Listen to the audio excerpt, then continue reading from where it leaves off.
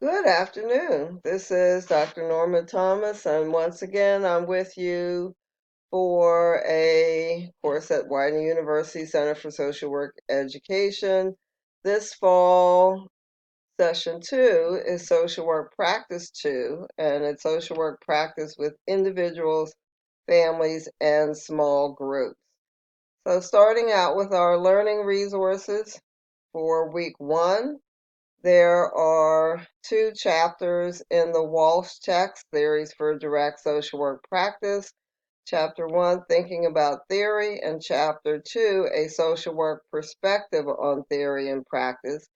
There's also a reading on contemporary social work methods beyond direct practice and social work issues and opportunities in a challenging profession. And this link gets you to a discussion around plagiarism and how to be careful not to plagiarize.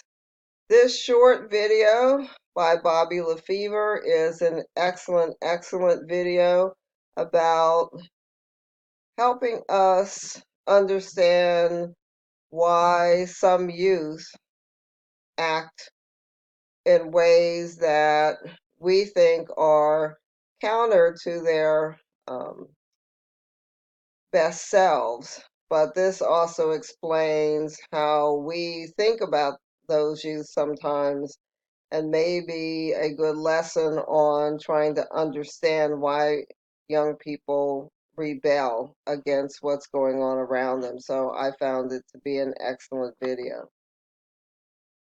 So after the readings and looking at the required videos, there are a few things for this week. First, you will be getting, through an announcement and an email from me, the fact that you will be assigned to work in dyads for an activity in week 2.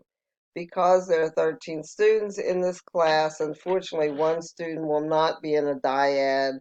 And if we have future activities which require dyads, then we'll change the configuration so that that person this time who is working by themselves will be assigned to a dyad the next time. So there are a couple of discussion posts for this week, and here is the first one. So you're going to go back to that shared Widener case, the case of Anita, and you're going to look at the following. Identify and describe what elements of a helping relationship you think are universally important. So use examples from the Walsh readings.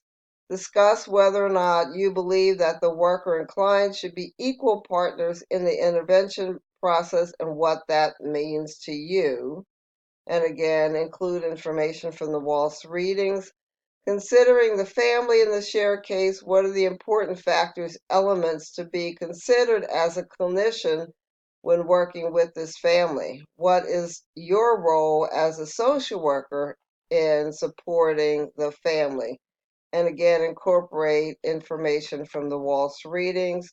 You are going to be responding to at least one of your classmates. The next activity is another discussion. So read over the directions and rubrics for your 2 major course assignments.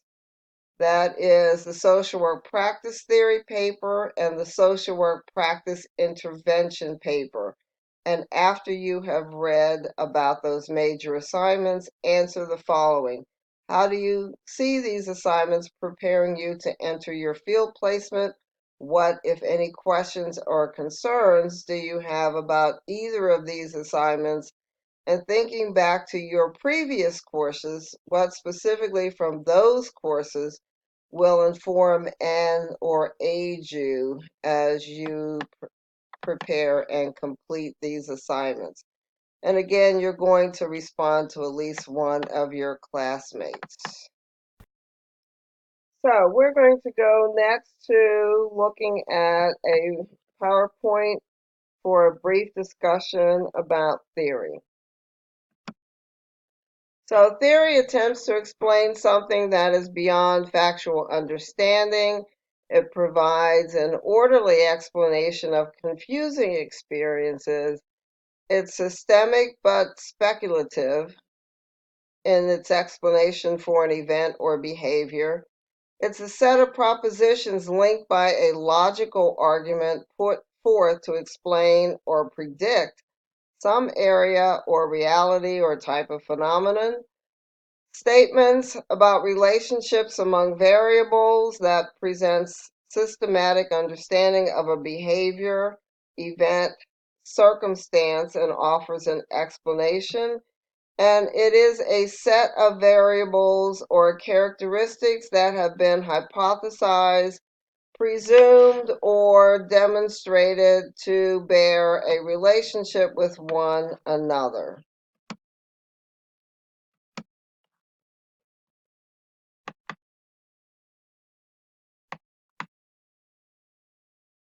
So practice theory is limited to perspectives on intervention with individuals, families, and groups. And it's a coherent set of ideas about human nature, including concepts of health, illness, normalcy, and deviance, which provide very verifiable or established explanations for behavior and rationales for intervention. How is theory selected? Both the rational and irrational reasons for selecting a theory. So a rational one is based on research. Theory produces positive results. It's provision of useful intervention techniques. Sometimes we select a theory that is consistent with our values, knowledge, skills, and worldview. Could be a personal habit, and it could be that we select a theory based on our coworkers or based on supervision. So what are some of the functions of theory?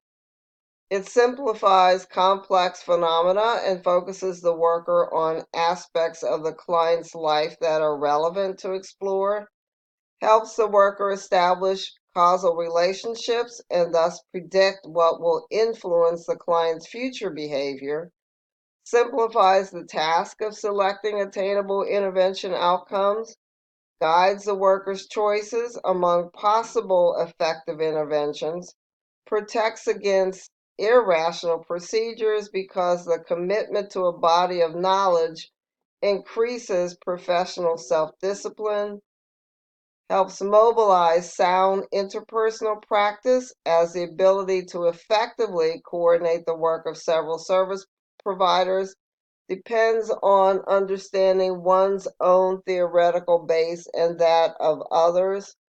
And it also makes the worker's development of knowledge cumulative from one practice situation to the next and promotes some ability to generalize among clients. So what's a good theory? A good theory is coherent, useful with practitioners' current clients. It's comprehensive. It can be used across a range of clients, and parsimonious, meaning it's uncomplicated, and it's testable. The reading talks about a couple of social work practice principles, one of which is strengths-oriented practice, and we looked at that a lot last semester by Salaby. So, strengths-oriented practice says that problems can be a source of challenge, but also opportunity. Practitioners can never know the upper levels of clients' growth potential. There should be collaboration between the practitioner and the client. Every environment includes resources that can be mobilized, and regardless of the intervention selection, there is always a focus on the client's strengths. We talk about in social work also a risk and resilience framework. So risk can be understood as hazards hazards in the environment that increase the likelihood of a problem occurring, but there are also protective factors that involve personal, social, and institutional resources that foster competence and promote successful development. And then there is resilience, which is mastery of developmental tasks that are appropriate for age and culture, even in the face of adversity. And we do comprehensive assessments, which means that considerations are given for a client's biological, psychological, environmental, and sociological background. The reading also talks about considerations of diversity and culture in practice, which is a hallmark of social work practice. And so social workers should be self-aware and open to an understanding of how culture can impact everything in a client's life. Culture differences can contribute to barriers to service, including trust of practitioners and systems. Social workers should practice cultural humility, but also seek knowledge about cultures different from their own.